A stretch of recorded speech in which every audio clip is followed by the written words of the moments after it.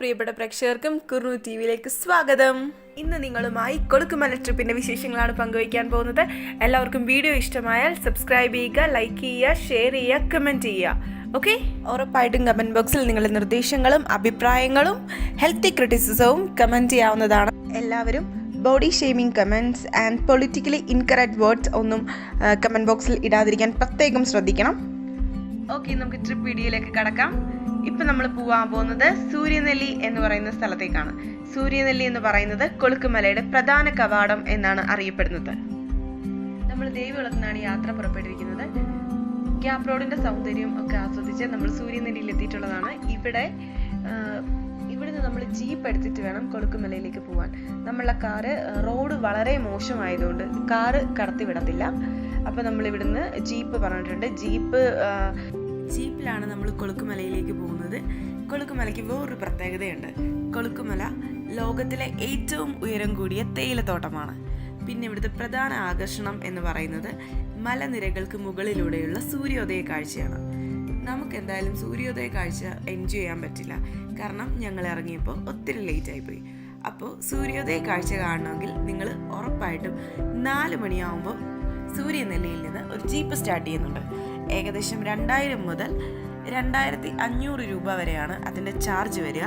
അപ്പോൾ 4 മണിക്ക് നിങ്ങൾ അവിടെ എത്തുവാണെങ്കിൽ നിങ്ങൾക്ക് ഉറപ്പായിട്ടും നിങ്ങൾക്ക് സൂര്യോദയ കാഴ്ച നിങ്ങൾക്ക് കാണാൻ പറ്റും.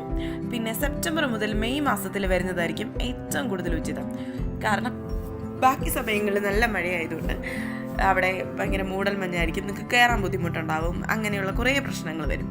പിന്നെ ഗർഭിണികൾ, പ്രായമായവർ, ചെറിയ കുട്ടികൾ എന്നിവരെയൊക്കെ ഒഴിവാക്കുന്നതായിരിക്കും നല്ലത്.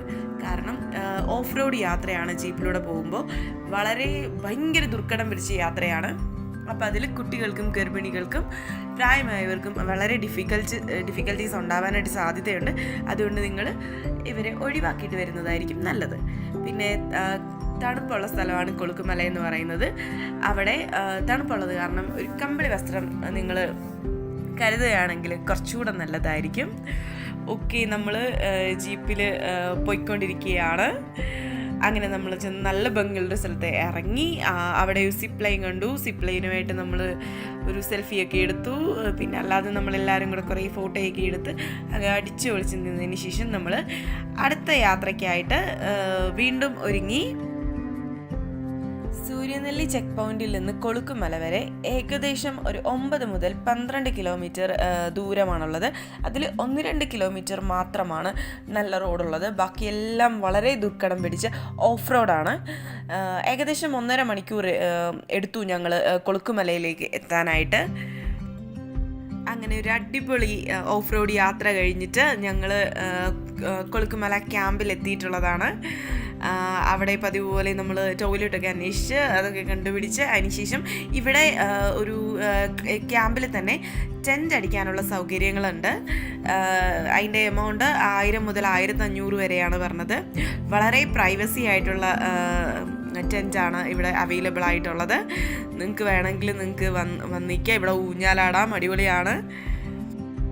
പിന്നെ ശ്രദ്ധിക്കേണ്ട ഒരു കാര്യം എന്ന് പറഞ്ഞാൽ ഇവിടുത്തെ ചായയാണ്.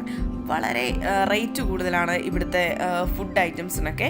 അത് മേടിച്ചാലും ക്വാളിറ്റി ലെസ്സാണ്, അത് ശ്രദ്ധിക്കുക.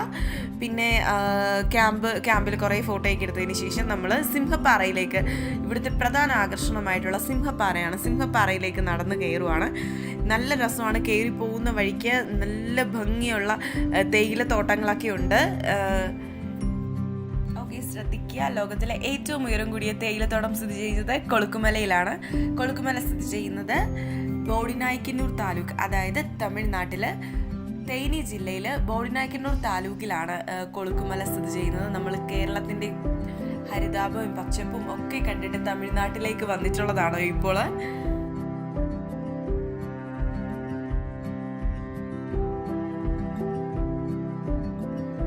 കുറേ നടന്നിട്ട് നമ്മൾ മുകളിലെത്തുമ്പോൾ 360 ഡിഗ്രിയിൽ നിന്ന് നോക്കാനും കിടിലം വ്യൂ ആണ്. മൗണ്ടൻസ് ആൻഡ് താഴെ തേയിലത്തോട്ടം ഒക്കെ അടിപൊളിയാണ് കാണാനായിട്ട്. ഇപ്പം ഇവർ വരുന്ന സ്ഥലത്ത് കൂടെയാണ് നമ്മൾ സിംഹപ്പാറയിലേക്ക് പോകുന്നത്.